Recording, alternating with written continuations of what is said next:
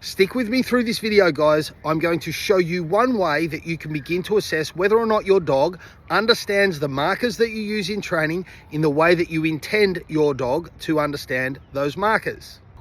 First things first, let's define what a marker is. A marker is a clear signal to the dog that at a specific moment in time, its behavior produced a successful outcome for it, and then that outcome is, in this case, a ball. So yes equals ball. Got it?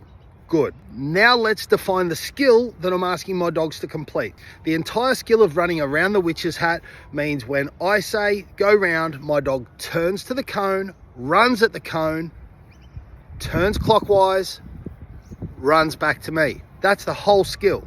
When I use my yes marker tells my dog skill complete, come and get the ball. So whether my dog takes one step, gets right up to the cone, or anything in between, I can terminate that skill in that moment with my yes marker. My dog should come back to me. Here's the catch. My dogs love running around the cone. So it'll be interesting to see whether my dogs want their cake and eat it too. Do they hear the yes, run around the cone, and then come and get the reinforcer, or are they obedient to that marker? The way they've been trained, they should listen and not continue running around the cone, and we're about to see whether or not that happens.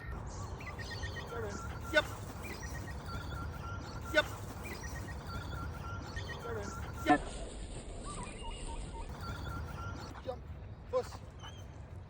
Oh. Good boy. Push. Good. Go in. Yep. Yep.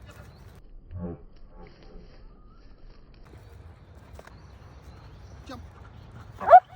Go around. Push.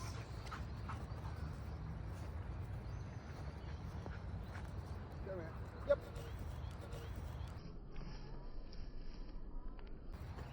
Go round. Yep. Yep.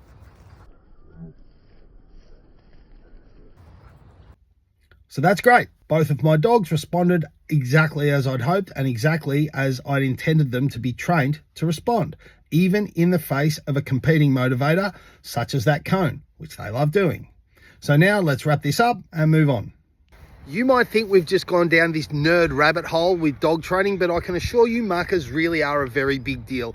Whether you've got a dog with serious behavioural or emotional issues, or whether you've got a dog that you want to reach the peak of its performance because you want to compete with that dog, even if you just want, like most of you, a happy, high-performing pet dog, markers are a key part of how you're going to achieve that. Spend a little time, work this stuff out, assess where you're at. It's better to know early than to find out later that you've skipped over this stuff, and the time that you spend addressing it now will be very important to the success that you achieve later with your dog. So that's it for me. I hope it was helpful. Hit us up in the comments if it was, and I'll see you for another video at some stage in the future.